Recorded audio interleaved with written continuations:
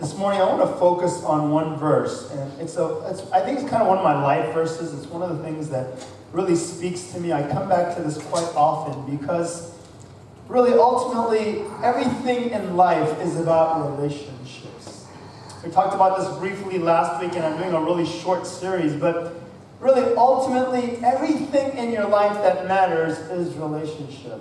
First, it's relationship with God, and unless we get this straight, nothing else matters. But after that, a close second, or at least something that's tied together with that relationship with God, is relationship with other people. But there's something that Satan wants to work in our lives. There's something that a lot of us usually we try to overcome, and for the most part we do, but a lot of times we find that this is the one thing that hinders us in growing in our relationships, one with God and also with one another. And John says it very succinctly in 1 John chapter 4, verse 18. I want to just pull out one verse, and then I want to look at this from the context of the New Testament just a little bit this morning. 1 John 4:18 just says this. It's very simple. It says, "There is no fear in love, but perfect love casts out fear, for fear has to do with punishment, and whoever fears has not been perfected in love." Now, if you take the context of when John is writing in the early church to the early church, and he's writing to them as a group, as a community, and he's saying, there is some fear that is going through some of your churches, that has been going through some of your churches because of the persecution from the Roman government, from the Roman Empire, from the persecution from the Jews, from the persecution from those around you that have been using Christians as scapegoats. And so some of you are doubting your salvation. Some of you are doubting the faith that you have in Jesus Christ. And some of you are actually in fear. And as a result, you're wondering if God loves you, and you're questioning the love of God. Now, the reason why this is such a foundational thing is that whenever we look at relational problems, when people are struggling in their faith with God, or they're struggling in their marriages, or their relationship with their parents, or their children, or their siblings, or their close friends, what we find is somewhere along the line there's a bit of doubt that entered in that has now escalated and grown into this fear about that relationship.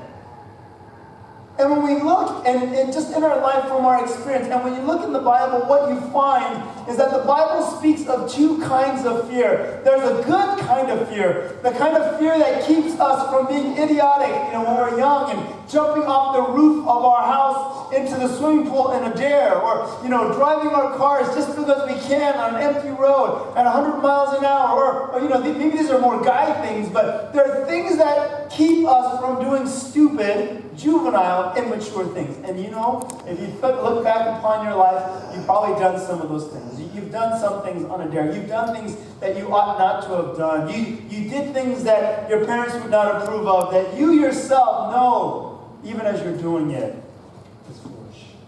And that's a good kind of fear, a fear that protects us, a fear that keeps us out of danger, a fear that helps us to be better. And in the biblical sense, there's a connection, because when we talk about the fear of God, it's not just cowering at the feet of God and saying, "Oh God, I hope you don't punish me." It's not that kind of fear. It's this fear like, you know what? I want to please God, not just to be, someone that just is about pleasing an authority or a power higher than us, but we recognize that there's this reverence and there's this rightness with God, and as a result, we have this fear of disappointing God.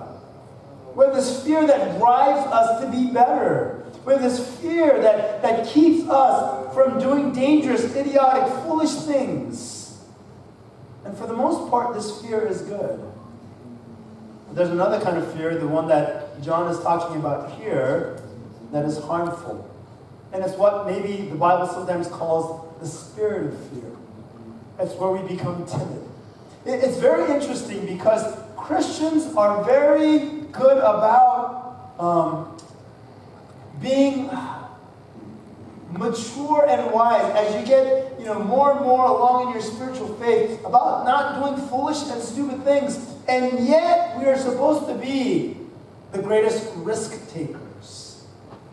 It can almost be kind of an oxymoron, but I find this to be very true.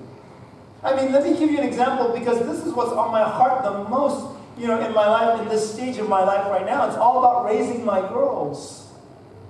And part of it is I want to be very protective, and I want to lay out their lives so they can have as much blessings. I want them to know God. And on the other side of it, there's kind of a recklessness in the way I raise my children, when some of the other people that I talk with, they're kind of like, what? How can you let your kids do that?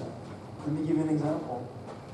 One of the things that, and you guys know, is regular for me is, like, I'm very protective of my girls, and as a result, we're doing homeschooling.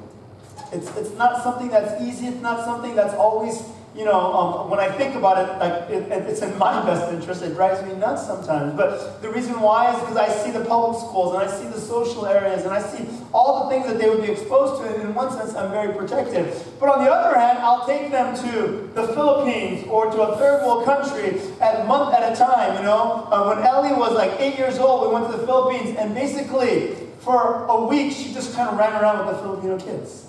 And honestly, she's dark, right? So she just looked like them all, except with just nicer clothes. That was the only difference. Actually, they adopted me and Ellie, because we were like the closest to the Filipino-looking kind of folks, right? They actually asked me when I first arrived. Some of you who want to know this, they said, "Are you Filipino, Pastor?" And I'm like, "No, I'm not." But it's interesting. So on the one hand, I want my girls to be safe. I want them to have all these things. I want them to be lined up. I want them to know God and to be in the center of His will and in the center of His moral things. And yet, I want them to be free to be out there to really experience life. Now, here's the thing about relationships. A lot of us are hindered in our relationships with God and with those that are our loved ones because of fear. I can't touch a relationship with God, our Father, our Creator. It's basically about two issues. And have you ever seen, maybe you have some friends that were estranged from their father or their parents or their mother, and they kind of go through a reconciliation phase. I've seen this several times in my life with some folks. Either they were divorced, or their dad took off, or their mom took off.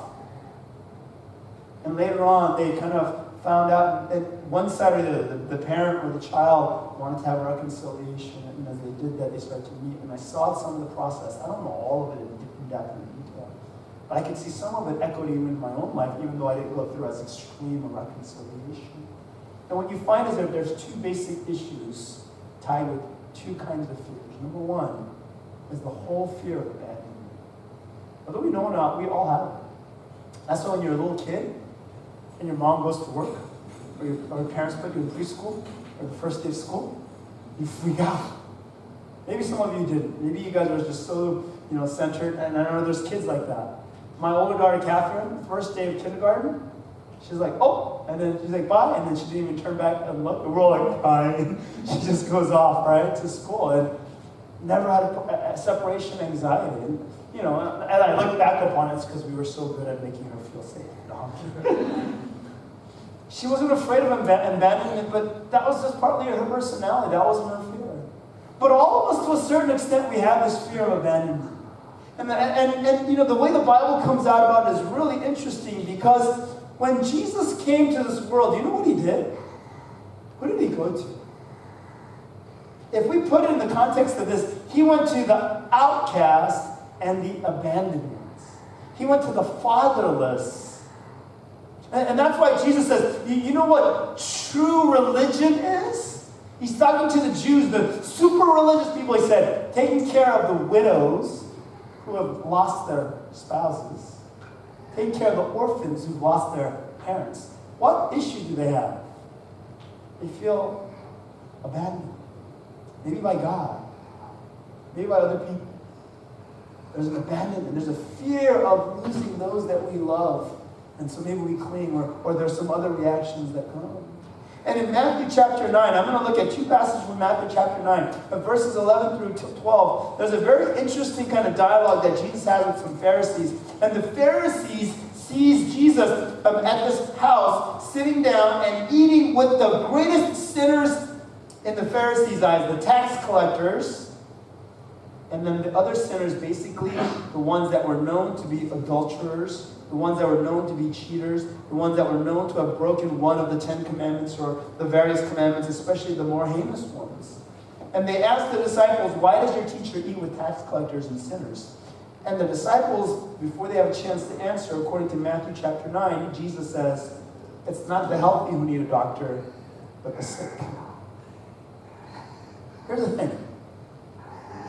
When you have been abandoned or having an issue with abandonment, you tend to isolate yourself. You tend to create maybe one or two safe people, and you don't put yourself out there to build relationships. Any relationship that you feel like might be not going anywhere, you break it off. You're the one that isolates. And I see this a lot, actually, with young families nowadays. They get married, they meet this one person, they finally decide to trust, and they say, okay. And especially if they have broken families or difficult marriages, and then they start having children, and that family, that nuclear family is it. Nobody else gets in or out. It's all about that. It's all about that. And the thing is God expects us to really grow, because if you raise children in that environment, they will not learn how to love freely. See, this, it seems good, it seems safe, but what's going to be is it's going to be a very guarded kind of love. See, the Pharisees looked at those people and they said, those people should be abandoned. And God's view is always, no, there is not one person I will ever abandon. The only way you can be abandoned by me is if you run away. And the thing is, our fear drives us away. Our fear is what drives us away. I've said this before, but I think this is a great imagery.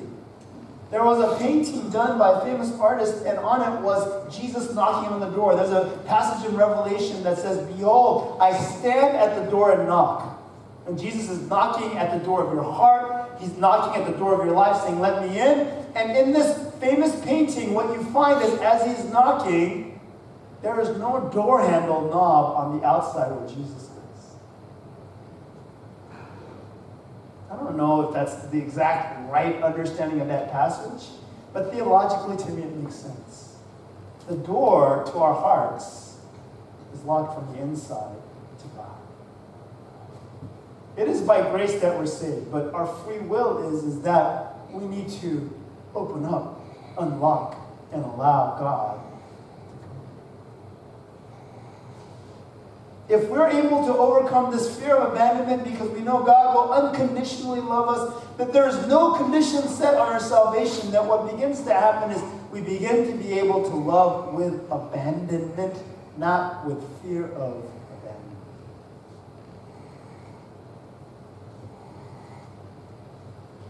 It comes out in many forms. Some of us are afraid of rejection. I always tease the high school and college kids. Because I always talk with them, and when we talk, I always talk about, oh, you have a girlfriend or not? We always ask those questions. But I have an agenda behind it. I ask usually young college men when they get off to college, and usually high school seniors too. And when I get a chance, I ask them. So have you ever, it sounds weird, but I'd say something like this, cold turkey, ask the girl out. Like you just met her, and you just ask her out. Have you ever done that? They're like, I'm serious, like 90-something% have not done it. There's no men in it. No, I'm just kidding. They're timid. And I said, you know what? You have not known what it is to be a full, join the men's club and get a card until you've at least been rejected flat out like 5 to 10 times at minimum. I'll lower the bar for some of you guys. You know why? I think it's so critical. I almost pray that every guy that ever asks, a girl out for the first time, just because, he does, and the first time, I hope he gets rejected. If I had sons, I would hope they all got rejected the first time. Maybe the first 4 or 5 times. You know why? Because it teaches you to overcome the fear of rejection. This is one of the simplest ways. Have you ever had a job where you had to actually make cold calls or knock on a door or do things like this? Or maybe at a college campus ministry when you were growing up, you had this one pastor that was gung-ho about evangelism. Maybe you had that tracts in the middle of the school or whatnot. I'm not saying that that's stuff that we should all, participate in every day, but there's something about that is so critical, a life skill to learn. Man, I want every guy to marry someone that he's so just head over heels and over that even if she rejects him for the first 20, 30, 40 times, that he still does it because he's learning to overcome this great fear. The guy that goes once and goes, oh, okay, and then he just kind of walks away. Oh my gosh. Man, I want to encourage you. Being rejected for your first job interviews, all of that is good. Women, same thing. Being rejected along those lines, it's good. And for the flip side, for the women, I'll say this, especially the ones that are, of course, the ones that are married, and say no to the guy at least 4 or 5 times, even if you like him. Because that's how you weed out the losers. I'm being serious. I know I'm saying in a joking manner, but I'm being really, that's what I tell my daughters. You can't handle 4 or 5 rejections? Oh, forget it. Think about it. Because then what's going to happen? You have an argument, you have a disagreement in your marriage, and he's going to walk off after 4 or 5 hard knocks. Come on, man. I'm not saying women are the only ones that need to test. Men need to do the same thing too. That girl that you're pursuing and whatever that whatever happens, but somehow they have such a fear of abandonment that they can't fully open up, that they just keep, like this. They have no close friends. They have no ties with anyone. They don't build relationships. Those are all signals and signs for us to we can believe what others say about us and say, oh, I'm a sinner. I'm someone that's going to be abandoned. And we have that fear. And if we live in that, we will never have meaningful relationships. The second fear that we have is this, and it's very tied together. It's the fear of hopelessness, that we will never change. That we're going to be like our dad. We're going to be like our mom. We're not going to change. We're not going to be able to overcome some habit, some trait, some feeling, some flaw, some characteristic in our life. And maybe it's not even about ourselves, but we believe that about someone else. It's not even about abandoning them. I've seen marriages, I've seen families where they say they love one another and they still stay together. There is no hope. They've given up on rekindling any kind of passion. They just are a family unit together, but there's nothing else there. The one thing that I know about fear of hopelessness is this. When you buy into that, you will stop growing. You'll bring death to that relationship. It doesn't mean that you'll end up getting divorced, you'll end up getting separated, but I've seen families when you go look in there and maybe you even visit them, but it's so uncomfortable because they just are living together, and that's it. I'd rather see a family passionately argue and fight, and then resolve, and not hold on to the bitterness, then I don't care anymore. They become emotionally numb towards one another. When you recognize people not as the problem, but the problem as the problem, getting into arguments and fights is okay. As long as there's trust, as long as there's love underneath, you can have blowouts. I'm not worried about blowouts. I'm not worried about it. Passion is important in a relationship. But when you give up, that's when it's the most scary. In Matthew chapter 1, in the beginning of that chapter, it says that Jesus stepped out, Matthew chapter 9, verse 1, out of a boat, and he crossed over, came to his own town, and then some men brought up to him a paralytic. And so there's a story about a paralytic where, they're brought, and the more detailed one is where they break down the roof of the house and come down and all that. And I think this is the same story because what you find in Matthew is Jesus saw their faith, and that's exactly what it says in the other versions. And he says to the paralytic, "Take heart, son, your sins are forgiven." This paralytic, probably if anything else, had a sense of hopelessness in his life. There was no medical technology procedure that could overcome that. And maybe his friends were saying, "Hey, we heard about Jesus, let's go check it out." And he says, "Okay." Maybe maybe he didn't want to go. I don't know what his heart and desire was. But it's interesting because Jesus doesn't see the faith of the paralytic, but he sees the faith of the friends.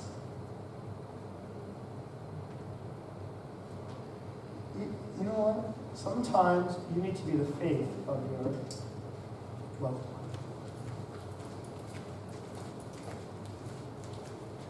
Do you know that when you never lose hope or never lose faith in your child, they will not lose faith in themselves? Children that give up because parents or those around them give up. That's why. It really is. It's as simple as that. It really is.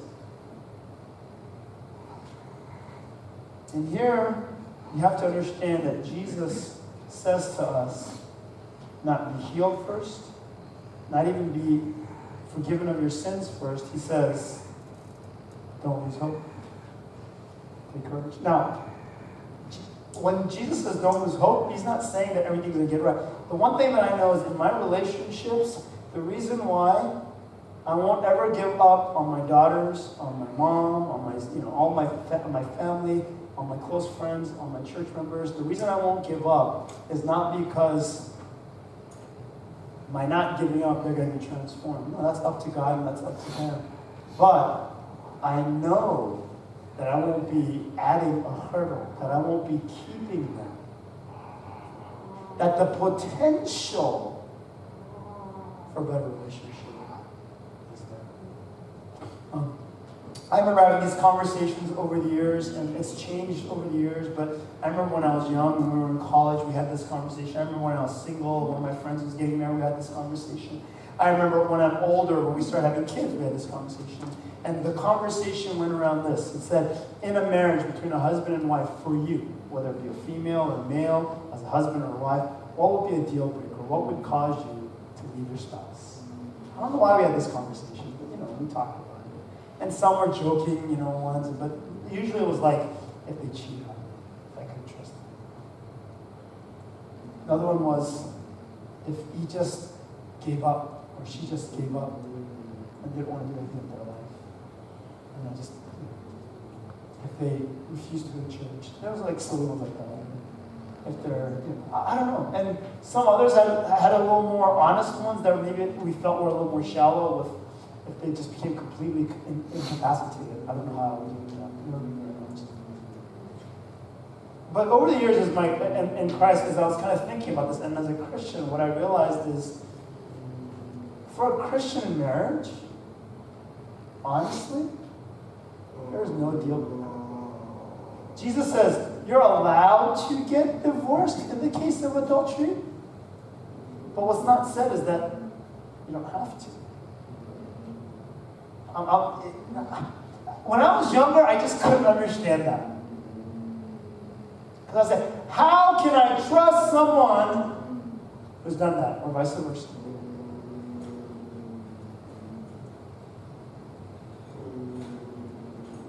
Because what that means is you've lost hope and any faith in them. But you know what God does? You fail him. You promise him. You fail him. You promise him. You fail him. And he does not give up hope that you will grow, mature, and change, and transform. Without hope, there is no future. Without hope, there is no potential. Without hope, there is no motivation, no energy, no risk-taking, no advance. And life comes to a halt. When you look at these two fears, the fear of abandonment and this fear of hopelessness, both of those things, Jesus is saying, I have dealt with these. And here's what's interesting in 1 John 4:18, because John says it very interesting. He says this. He says what? There is no fear in love. And then it says, but perfect love casts out fear. Now, before I go on, let me just say one thing. Very interesting to me, because here's what it says. You are not perfect. I am not perfect. But we can have a perfect form of love. We can love perfectly. Doesn't mean that we will never say the wrong thing or say things in an unloving manner, but we can learn to express God's perfect love. Maybe not all the time, maybe not 100% of the time, but when we cast out these fears, when we overcome these fears, and we begin to take risks and steps out to become a person who is not controlled by abandonment issues, by hopelessness issues, we begin to express and live out perfect love. And guess what? That is the secret ingredient for marriages. That is the secret ingredient for families. That is the secret ingredient for friendships. That is the secret ingredient for any church. Because you are always hopeful and you are always there for them. And it is an unconditional grace love. Here, perfect love is literally the love that God gave us through Jesus Christ. We can actually learn to love in that way, but we must overcome our fears. And here's what's interesting. After that, it says, for fear has to do with punishment. Fear has to do with punishment.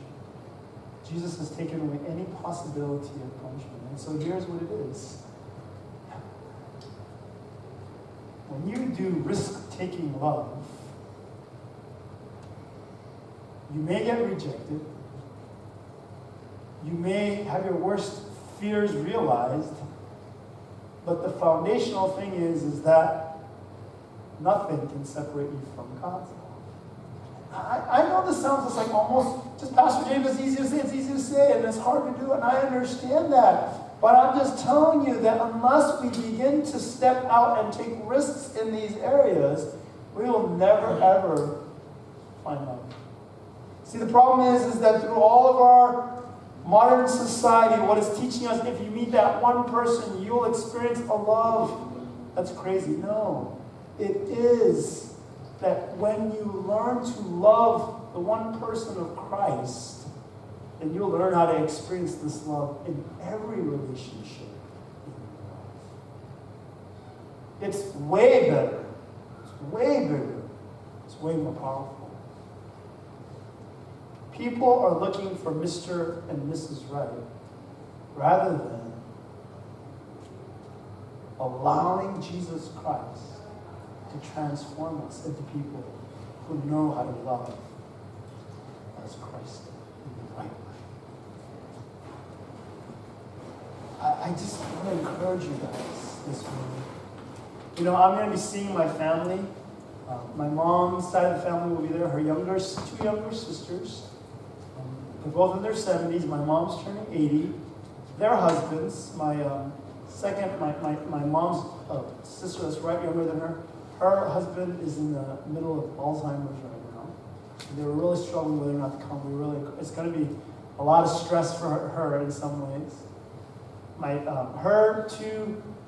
Her son and her daughter, who are my cousins, and then my youngest aunt and her husband are retired, and their younger son, and not their older son, but their younger son. My older sister, and then my boys. And then I have a niece that's also a second cousin. And we love each other, but we drive each other crazy, as family often do. Because we grew up together. And we know all how to push each other's buttons and all these things. You know what's amazing? And what I think is going to be really interesting is that as we get together and as we kind of just spend time together, it's not going to be a matter of not offending one another, saying the right things, or being nice to each other, or not saying anything to offend each other. You know what I really realize all of this together is going to be? It's going to be about us not being afraid of extending and loving each other with all the flaws that we already know. Because we can already say, I know how my sisters, I know how my cousins, I know how my... We can already begin to... We do that all the time, whether you know or not. When you get together at Thanksgiving, when you get together at Christmas, when you get together with in-laws or with families, and there are some, not necessarily bad blood, but there's some strained, issues or whatever. They don't like you, but you're thrown together because you're a family. If you already go with that mentality, you can't help but be true. But when you go with the idea of, I'm going to step out and do this, I'm just going to love them, and I'm going to recognize that they have flaws, but I'm going to just love them. I'm just going to hang out with them. I'm just going to care for them. And they may reject me, they may treat me poorly, it doesn't matter. I'm not going to let them know. And you become the transforming agent, the dynamic, the atmosphere. Here's the thing that I know. Once you cast off that fear and you start taking risks, it becomes easier and easier and easier each time. I want to encourage you. I'm not telling you to go from 0 to 100. I'm telling you to take one little step. To love beyond our fears. Let's pray.